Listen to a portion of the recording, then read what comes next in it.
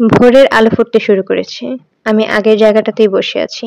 বাবা যে জেগে আছেন সেটা বুঝতে পারছি। বাবার ঘাড়ে আলো জ্বলছে। তিনি আমার সব ধারণা ভেঙে দিয়ে প্রায় মাতাল অবস্থায় ঘর থেকে বের হয়ে এলেন। আমাকে জেগে বসে থাকতে দেখে খুবই অবাক হলেন। কাছে এসে কোমল গলায় বললেন, এখনো জেগে আছিস নাকি রে মা? দুশ্চিন্তা করছিস? দুশ্চিন্তা করার কিছু নেই, সব আমার হাতের মুঠোর মধ্যে আছে। যা দেখছিস সবই পাতানো খেলা। পাতানো খেলা মানে? বাবা আমার সামনের চেয়ারে বসতে বসতে বললেন, পুলিশকে আমিই খবর দিয়ে এনেছি। আমার কথা মতোই তারা টগরকে ধরে নিয়ে গেছে। তুই যে বলেছিলি আমাকে দেখে মনে হচ্ছে আমি আনন্দিত, আসলেই আমি আনন্দিত। বুঝলি মৃ, তোর বুদ্ধি ভালো। শুধু ভালো বললে কম বলা হবে, খুবই ভালো। আমি তোর বুদ্ধি দেখে খুবই অবাক হচ্ছি, বলতে গেলে চমকেই গেছি। আমি সহজ গলায় বললাম, পুলিশ ডেকে ভাইয়াকে অ্যারেস্ট করিয়েছো কেন? বাবা নিচু গলায় বললেন, ও যেন নিরাপদে থাকতে পারে, এজন্য এই কাজটা করেছি। ৬০,০০০ টাকা সে চেয়েছে, তার মানে সে বিরাট বিপদে আছে। হাজতে ঢুকিয়ে তাকে আমি বিপদ থেকে আলাদা করে ফেললাম। আমি কিছু বুঝতে পারছি না বাবা। সব তোর বোঝার দরকার নেই। নানা ধরনের খেলা এ পৃথিবীতে চলে। সব খেলা বুঝতে হবে এমন কোনো কথা আছে? সব খেলা বোঝার চেষ্টাও করতে নেই। বাবা তৃপ্তির হাসি হাসলেন। নেশাগ্রস্ত মানুষের অল্পতেই তৃপ্তি পায়, তৃপ্তি প্রকাশ করে ফেলে, চেষ্টা করেও গোপন রাখতে পারে না। আমার বাবা আমার দিকে ঝুঁকে এসে বললেন, কিছু খেলা থাকে সাধারণ, উদাহরণ তোর মা। ছোটখাটো খেলা সে খেলে খুবই নিম্নমানের আনন্দ পায়। তুমি মনে হয় খুব উচ্চমানের খেলা খেলো। অবশ্যই। খেলাটা তুমি কার সঙ্গে খেলছো? নিজের সঙ্গে নিজেই খেলছো না? তোমার একজন প্রতিপক্ষ আছে। সেই প্রতিপক্ষটা কে? আজহার চাচা? বাবা কিছুক্ষণ চুপ করে থেকে বললেন, ঠিকই ধরেছিস। আজহার খুবই ওস্তাদ খেলোয়াড়, তবে সে বোকা, আসলেই বোকা।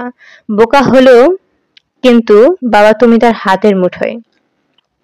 বুঝলি মা, এটাও আমার একটা খেলা, একটা স্ট্র্যাটেজি। আমি ইচ্ছে করে তার হাতের মুঠোয় চলে গিয়েছি। মার কাছে শুনলাম আজহার চাচা তার ছেলের বিয়ে ঠিক করতে এসেছিলেন। খেলার স্ট্র্যাটেজি হিসেবে তুমি নিশ্চয়ই তারিখও ঠিক করে রেখেছিল। তারিখটা কি? বাবা চুপ করে গেলেন, সিগারেট ধরালেন, ক্লান্ত গলায় বললেন, তারিখ ঠিক করার কথা তাকে বলেছে কে? নিশ্চয়ই তোর মা। সে আর কি বলেছে? না, আর কিছু বলেনি। আরো কিছু বলার আছে? বাবা কেশে গলা পরিষ্কার করলেন, ছোট্ট নিঃশ্বাস ফেলে বললেন, ব্যাপারটায় সামান্য জটিলতা আছে, খুবই সামান্য। বলো শুনি। তোর মা তোকে কিছু বলেনি? না। আচ্ছা তোকে ব্যাপারটা বলি। ইউনিভার্সিটির চাকরি ছেড়ে যখন ব্যবসায় নেমে পড়লাম, ভয়াবহ রিস্ক নিলাম। এই সময় আজহার আমাকে সাহায্য করলো। বোকা হলেও ওর ব্যবসা বুদ্ধি ভালো। এই লাইনে তার চিন্তা ভাবনা আমি খুবই পরিষ্কার করলাম। একবার ব্যবসায় একটা বড় ঝামেলা থেকে সে আমাকে বাঁচালো। আমি বললাম, আজহার তুমি বিরাট বিপদ থেকে বাঁচিয়েছো। আমি তোমার জন্য কি করতে পারি বলো? আজহার বলল, তোমার মেয়েটাকে আমার ছেলের সঙ্গে বিয়ে দাও। মেয়েটাকে আমার বড়ই পছন্দ।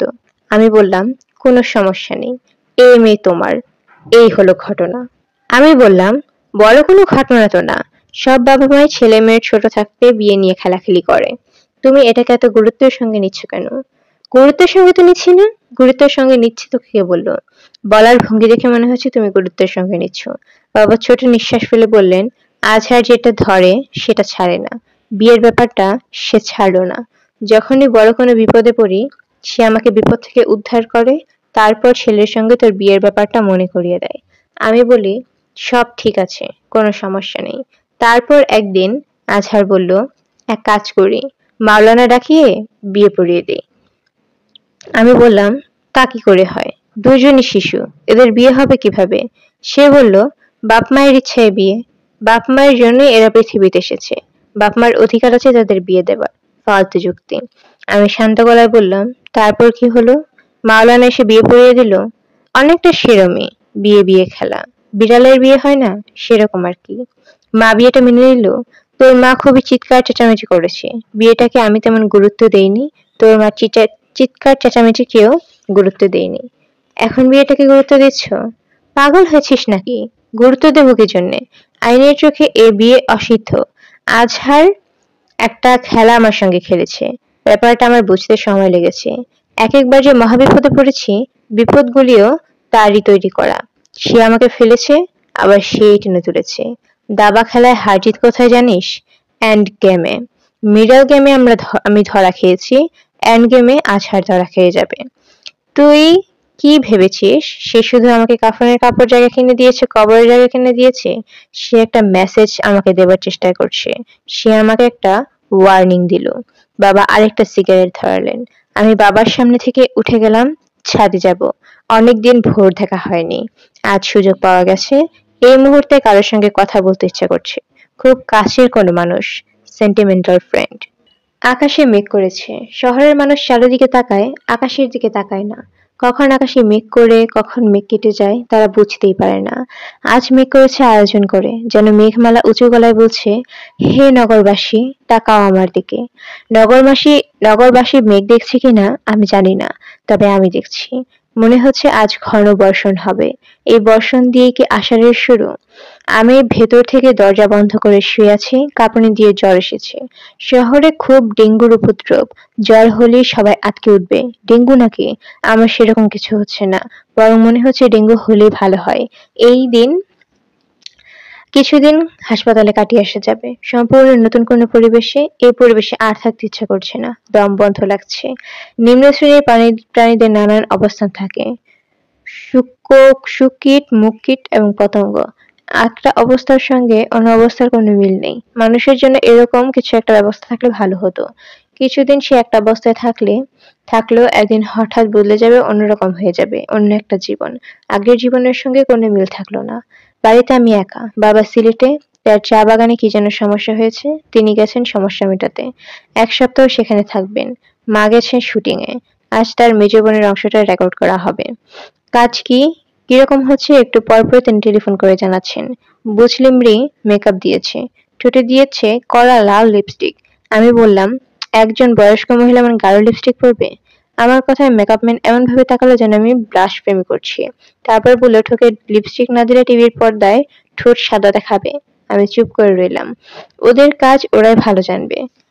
স্টিল ক্যামেরাম্যান ছবি তুলছে। আমি তাকে বলছি, আমার একটা ছবি 10-12 সাইজ করে আমাকে দিতে। অভিনয়ের স্মৃতি থাকুক, কি বলিস? মার কথা শুনে আমার হিংসা হচ্ছে। তিনি তার জীবনটা সুখেই কাটিয়ে দিচ্ছেন। সবকিছুর মধ্যে থেকেও তিনি কিছুর মধ্যেই নেই। ভাইয়া হাজতে আছে, তাকে একদিনে দেখতে যাননি। তার প্রসঙ্গে একটা কথাও বলেননি, যেন এরকম কিছু ঘটেইনি। সংসার আগে যেমন ছিল, এখনো তেমনই চলছে। আমি একদিন ভাইয়াকে দেখতে গিয়েছি। পুলিশ অফিসার আমার সঙ্গে খুবই ভালো ব্যবহার করেছেন। আমাকে হাজতে লোহার শিক ধরে ভাইয়ার সঙ্গে কথা বলতে হয়নি। একটা আলাদা ঘরে বসতে দেওয়া হয়েছে। ভাইয়াকে আনা হয়েছে সেখানে। আমাদের জন্য কেক এবং চা দেওয়া হয়েছে। ভাইয়া আমাকে দেখে হাসলো। আমি বললাম, কেমন আছো? ভাইয়া তার জবাবেও হাসলো। তার গালে খোঁচা খোঁচা দাড়ি, চুল আঁচড়ানো নেই, তারপরেও তাকে সুন্দর লাগছে। ভাইয়ার কারণে যেন ঘরটা আলো হয়ে গেছে। আমি বললাম, তোমার কোনো অসুবিধা হচ্ছে না? ভাইয়া বলল, না, তবে রাতে খুব মশা কামড়ায়। এখানে মশারির ব্যবস্থা নেই। কয়েল জ্বালিয়ে দেয়, এতে কাজ হয় না। কয়েলের গন্ধে দল বেঁধে মশা আসে। আমি বললাম, তুমি দস্তুরে বেগমকে একটা জিনিস রাখতে দিয়েছিলে, সেটার কি হবে? ভাইয়া আবারও হাসলো। এই হাসির নিশ্চয়ই কোনো মানে আছে। আমি মানে বুঝতে পারছি না। মনে হচ্ছে এই প্রসঙ্গ নিয়ে সে কথা বলতে চাচ্ছে না। আমি বললাম, তোমার মাকে কি খবর দেবো ভাইয়া? তিনি এসে তোমাকে দেখে যাবেন? না।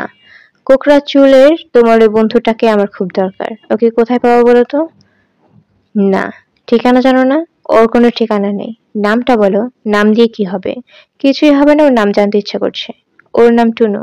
ভাইয়া খুবই আগ্রহ করে চায় ডুবিয়ে কেক খাচ্ছে। তার ঠোঁটের কোণায় হাসি লেগেই আছে। আমি বললাম, ভাইয়া তুমি কি আমাকে একটা কথা বলো তো? তুমি কি তোমার বন্ধুদের মতো কোনো বড় ধরনের অপরাধ করেছো? ভাইয়া চায়ে চুমুক দিয়ে বলল, তোর কি মনে হয়? আমি সহজ গলায় বললাম, আমার এখন তোমাকে দেখে মনে হয় তুমি করেছো। শুধু যে করেছো তা না, তুমি ওদের লিডার জাতীয় কেউ। আড়ালে বসে সুতা খেলাও। ভাইয়া আবারও হাসলো। আমি বললাম, তুমি কিন্তু আমার প্রশ্নের জবাব দাওনি। ভাইয়া বলল, যে আমাকে যা ভাবে আমি সেরকম। আমি বললাম, এটা তো প্রশ্নের উত্তর হলো না। আমি জিজ্ঞেস করলাম, নেপাল দেশটা কোথায়? তুমি বললে, যেখানে নেপালের থাকার কথা নেপাল সেখানে। তুই খুব সুন্দর করে কথা বলিস। তোর খুব বুদ্ধি। তুমি আমার প্রশ্নের জবাব দিলে না। এখন দেব না। কোনো একদিন হয়তো দেব। কিংবা জবাব দিতেও হবে না, নিজেই জবাব পেয়ে যাবে।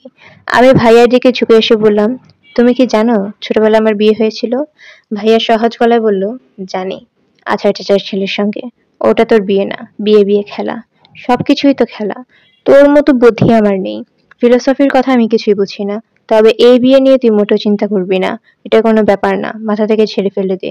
তুইও টিচারটাকে বিয়ে করে ফেল। টিচারের কথা তুমি জানলে কিভাবে? ভাইয়া আবারও হাসলো। আমি বললাম, ভাইয়া তুমি ঘর অন্ধকার করে চুপচাপ বসে থাকো, কিন্তু তুমি অনেক কিছুই জানো, তাই না? তা জানি। মৃষণ, ছোটবেলায় বিয়েটা নিয়ে তুই মোটেও ভাবি না। বাবা তোকে পাগলের মতো ভালোবাসেন। কোনোরকম সমস্যা বাবা হতে দেবে না। এই বিষয়টা নিয়ে তুই আর ভাবি না। আমি নিচু গলায় বললাম, ব্যাপারটা ভুলতে পারছি না। আমার কেন জানি মনে হচ্ছে কোনোদিন যদি আছাড় টিচার ছেলেটা এসে বলে, মৃন্ময়ী এসো তোমাকে নিতে এসেছি, তাহলে আমি তার সঙ্গে চলে যাব। পাগলের মতো কথা বলবি না। যেটা সত্য আমি সেটাই বলছি। অনেকক্ষণ কথা হয়েছে, এখন বাসায় যা, মাথা ঠিক রাখ। ভালো কথা, ট্রেন এসে আমার জিনিসটা নিয়ে যাবে। কবে আসবে? আসবে কোনো একদিন, আজও আসতে পারে। ভাইয়া, সেও কি তোমার মতো প্রশ্ন করলে জবাব দেয় না? প্রশ্ন করে দেখিস, সে তোকে খুব পছন্দ করে। তুই নাকি একদিন তাকে খুব যত্ন করে ভাত খাইয়েছিলি। হ্যাঁ, ঘটনা বলতে বলতে টুনু কেঁদে ফেলেছিল। কেঁদে ফেলে সে নিজের উপর খুবই রেগে গেল। তারপর করলো কি, ঠাস ঠাস করে দেয়ালে মাথা ঠুকে ফেললো। হা হা হা। এর মধ্যে হাসির কিছু নেই ভাইয়া, হাসবে না। আচ্ছা যা, হাসবো না। ভাইয়া, তোমার কাছ থেকে বিদায় নিয়ে আমি কোথায় যাবো জানো? জানি না, তবে অনুমান করতে পারি। আচ্ছা অনুমান করে দেখো তো দেখি। প্রথম যাবে শালবনের দিকে, এরপর কিছুক্ষণ একা একা ঘুরবি। হয়েছে? হ্যাঁ হয়েছে। তারপর যাবে আজহার টিচার কাছে। এটা কি হয়েছে? হ্যাঁ এটা হয়েছে। আর কোথায় যাবো বলো? শেষটা আমি বলতে পারলাম না। ধরে নেব তোমার ইএসপি পাওয়ার আছে। তুই আমার মাকে দেখতে যাবি। হয়েছে? হ্যাঁ হয়েছে। মার সঙ্গে দেখা করতে চাচ্ছিস কেন? এমনি, কোনো কারণ নেই। তুমি বাবার কাছ থেকে কতটুকু পেয়েছো আর মার কাছ থেকে কতটুকু পেয়েছো, এটা আমার জানবার শখ। একদিন দেখে সব বুঝে ফেলবি? তা বুঝবো না, তবে চেষ্টা করে দেখবো। ভাইয়া হাসি মুখে বসে আছে, পা নাড়ছে না। পা নাড়ছে, মনে হলো হাজত ঘর থেকে সে খুব মজা পাচ্ছে। হাজত থেকে বের হয়েছি, থানার ওসি আমাকে এগিয়ে দিতে এসেছেন। স্বাভাবিক সৌজন্যবোধ থেকে তিনি যেটা করছেন তা মনে হচ্ছে না। ম্যাডাম, আপনি আপনার ভাইয়ের ব্যাপারটা নিয়ে মোটেও চিন্তা করবেন না। আমি চিন্তা করছি না। তাকে যতটুকু সুবিধা দেওয়া যায় আমরা দিচ্ছি। আমি গাড়িতে উঠতে উঠতে বললাম, কেন দিচ্ছেন? ওসি সাহেব প্রশ্নের জবাব দিলেন না। মনে হলো তিনি কেমন যেন ভ্যাবাচ্যাকা খেয়ে গেছেন। তিনি প্যাকেট থেকে সিগারেট বের করতে করতে বললেন, ম্যাডাম, আপনার যখনই ভাইয়াকে দেখতে ইচ্ছে করবে আপনি চলে আসবেন। আমি যদি নাও থাকি অসুবিধা হবে না। আমি ইনস্ট্রাকশন দিয়ে দেব। Thank you. আমার গাড়ি চলতে শুরু করেছে। ওসি সাহেব হাসি মুখে দাঁড়িয়ে আছেন।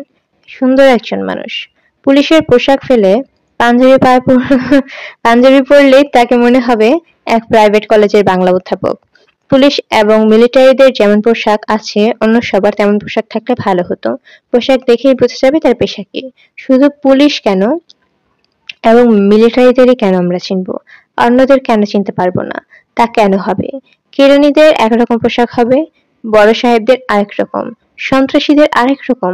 আমরা সবাই সবাইকে চিনব, কোনো রাগ ঢাক থাকবে না। আপা কোন দিকে যাব? আমি ঠিকানা দিয়ে দিলাম, ভাই আর মা ঠিকানা। ভদ্রমহিলাকে আমি কি ডাকবো? মা ডাকবো নাকি অন্য কিছু?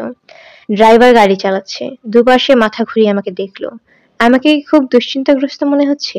অস্বাভাবিক লাগছে? নিজের মধ্যে প্রচন্ড অস্থিরতা বোধ করছি। ভাইয়ার মার কাছে এখন আর যেতে ইচ্ছে করছে না। ওনার কাছে কেন যেতে চাচ্ছিলাম তাও বুঝতে পারছি না। অপরিচিত একজনের সঙ্গে কিছুক্ষণ গল্প করার জন্য কি যেতে চাচ্ছিলাম? হতে পারে। বিশেষ বিশেষ সময় নিতান্ত অপরিচিত মানুষের সঙ্গে কথা বলার ইচ্ছা করে। নিতান্ত অপরিচিত জনকে মনের গভীরে লুকিয়ে থাকা গোপন কথা বলে ফেলা। এই ভরসায় বলা যে এর সঙ্গে বাকি জীবনে আর কখনো দেখা হবে না। বিদেশে এমন ব্যবস্থা আছে, টেলিফোনে কথা বলা, কাউন্সিলর। কোনো একটা সমস্যা হলো টেলিফোনে বিশেষ বোতাম চাপলেই মনোযোগী শ্রোতা পাওয়া যাবে যে উপদেশ দেবে। উপদেশ না চাইলে শুধু শুনবে। বাংলাদেশে এমন ব্যবস্থা থাকলে আমি টেলিফোন ডায়াল ঘুরিয়ে ঘুরিয়ে হড়বড় করে অনেক কথা বলতাম। এই যে শুনুন, আজ আমার খুব মন খারাপ। খুব বেশি খারাপ? হ্যাঁ খুব বেশি খারাপ। আমি এখন গাড়িতে বসে আছি, কিন্তু আমার ইচ্ছে করছে চলন্ত গাড়ির দরজা খুলে বাইরে ঝাঁপিয়ে পড়তে। গাড়ি করে আপনি কোথায় যাচ্ছেন? একজন ভদ্রমহিলার কাছে যাচ্ছি। আপনার প্রিয়জন কেউ? না, তার সঙ্গে আমার আগে কখনো দেখা হয়নি। আজ প্রথম দেখা হবে। আপনার কি ধারণা তার সঙ্গে দেখা হলে আপনার মন খারাপটা ভাবটা কমবে? আমার কোনো ধারণা নেই। কি নিয়ে আপনার মন খারাপ সেটা কি আমাকে বলবেন? না বলবো না। ড্রাইভার গাড়ির ব্রেক কষে থামালো। আমার মনে হয় এসে পড়েছি। আমার গাড়ি থেকে নামতে ইচ্ছে করছে না। কি হবে নেমে? আমি বললাম, ড্রাইভার ড্রাইভার সাহেব শালবনের দিকে চলুন। আমার ঘুম পাচ্ছে। আধো ঘুম, আধো জাগরণে আমি গায়ে এলিয়ে পড়ে আছি। টুনু নামের ছেলেটা জিনিস নিতে এলো সেদিনই। কি সহজ সরল মুখ, লাজুক ভঙ্গি। ভাইয়ার ঘরে বসেছিল, আমাকে দেখে চট করে উঠে দাঁড়ালো। যেন সে স্কুলের ছাত্র, আমি সেই স্কুলের হেডমিস্ট্রেস। আমি বললাম, জিনিসটা আপনার? সে হ্যাঁ সূচক মাথা নাড়ল। আমি বললাম, নতুন কোনো অ্যাসাইনমেন্ট যাচ্ছেন? কত টাকা অ্যাসাইনমেন্ট? সে জবাব দিল না, মাথা নিচু করে দাঁড়িয়েছে। আমি বললাম, একটা কাজে আপনি কত টাকা নেন জানতে পারি? সে বলল, আমি চাই। ভাইয়া তো ঘরে নেই, আপনাকে যত্ন করার কেউ নেই। আমি আপনাকে এক কাপ চা খাওয়াতে পারি। নাকি আপনার এক্ষুনি চলে যেতে হবে? আপনার কি খুব তাড়া আছে? সে আবার বলল, আমি যাই। যাই যাই করছেন কেন? কিছুক্ষণ গল্প করুন, নাকি পুলিশ আপনাকে ফলো করছে? কেউ ফলো করছে না। একটা কথা শুধু বলে যান, ভাইয়াও কি আপনার মতো একজন? আমি যাই। আচ্ছা যান। আমি মাথা ঠিক রাখতে চেষ্টা করছি, কিন্তু পারছি না। মাথা এলোমেলো হয়ে যাচ্ছে। গত 5 দিন ধরে ক্লাসে যাচ্ছি না। আমার কি হয়েছে জানতে চেয়ে একের পর এক টেলিফোন আসছে। সেই সব টেলিফোন ধরছে কস্তুরী বেগম, যে সবাইকে বলছে আফা সিলেটে গেছেন তার বাবার সাথে। কবে আসবে কোনো ঠিক নাই। তারা সবাই কস্তুরী বেগমের কথা মেনে নিয়েছে, শুধু একজন মানেনি। সে বলেছে মৃন্ময়ী বাসাতেই আছে, আপনি তাকে দিন, অসম্ভব জরুরি। টেলিফোন আমাকে ধরতে হলো। স্যার টেলিফোন করেছে। তিনি স্বাভাবিক গলায় বললেন, কি হয়েছে? আমি বললাম, কিছু হয়নি, শরীর খারাপ, জ্বর, মনে হচ্ছে ডেঙ্গু হয়েছে, সব লক্ষণ ডেঙ্গুর মতো। আমি কি ডেঙ্গু রোগীকে দেখতে আসতে পারি? এখন পারেন না। আমি একটা ধাঁধার সমাধান করার চেষ্টা করছি। যদি সমাধান করে ফেলতে পারি তাহলে আসতে পারেন। খুবই কঠিন ধাঁধা। ধাঁধাটা আমাকেও বলো। এসো আমরা দুজন মিলে সমাধান করি। এই ধাঁধা আমাকেই সমাধান করতে হবে। মৃন্ময়ী, তুমি কেমন আছো বলো তো? আমার কেন জানি মনে হচ্ছে তুমি ভালো নেই। ঠিকই ধরেছে, আমি ভালো নেই। তুমি চাইলে ভালো থাকার একটা মন্ত্র আমি তোমাকে শিখিয়ে দিতে পারি। শিখিয়ে দিন। সবকিছু সহজভাবে নেবে, যা হবার তাই হচ্ছে। বেশি হচ্ছে না, কমও হচ্ছে না। নিয়তিবাদী দৃষ্টি। যে নিয়তিবাদী না তার পক্ষে এমন দৃষ্টি নেওয়া কি সম্ভব? নিয়তিবাদী হয়ে যাও। আপনি কি নিয়তিবাদী? হ্যাঁ। মৃন্ময়ী শোনো, আমি তোমাকে সাহায্য করতে চাই। তুমি আমাকে একটু সুযোগ দাও। আমি হাসতে হাসতে বললাম, নিয়তিতে যদি লেখা থাকে আপনি আমাকে সাহায্য করতে চান, করতে পারবেন, তাহলে আপনি সাহায্য করবেন। যদি এরকম কিছু লেখা না থাকে তাহলে সাহায্য করতে পারবেন না। স্যার আমি রাখি। আর একটু কথা বলো। নিয়তি বলছে এখন আর কথা হবে না। আমি টেলিফোন রেখে দিলাম। আমি আকাশ দেখছি। আকাশ মেঘে মেঘে কালো হয়ে আছে। যে কোনো সময় বৃষ্টি নামবে।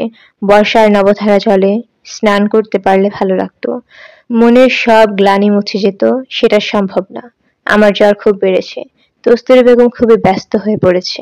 মাথায় পানি ঢালতে চায়, ডাক্তার ডাকতে চায়। আমি পাত্তা দিচ্ছি না। জ্বর গায়ে আকাশের দিকে তাকিয়ে বৃষ্টির জন্য অপেক্ষা করছি। একটু আগে বাবা সিলেট থেকে টেলিফোন করেছিল। উদ্বিগ্ন গলায় বললেন, মৃ, আজকের খবর দেখেছিস? আমি সহজ গলায় বললাম, দেখেছি।